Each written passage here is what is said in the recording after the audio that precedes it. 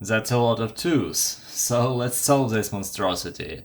Of course we'll solve it using PEMDAS rule. First, P stands for parentheses, we don't have those here. Second, we have E, and E stands for exponent, and we have an exponent right at the beginning. We have 2 to the power of 2. So what we do here? We do 2 times 2. 2 times. That is what the exponent is, if you didn't know. So 2 times 2 is of course 4.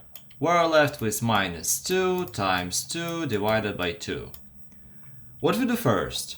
Of course, subtraction is weaker than multiplication and division, and if we are left with this situation, we need to do the left operations first. So we need to do 2 times 2 first, so let's quickly calculate this. It's 4. We're left with 4 minus 4 divided by 2. And again, the subtraction is weaker than division, so we divide first. We get 4 minus 2.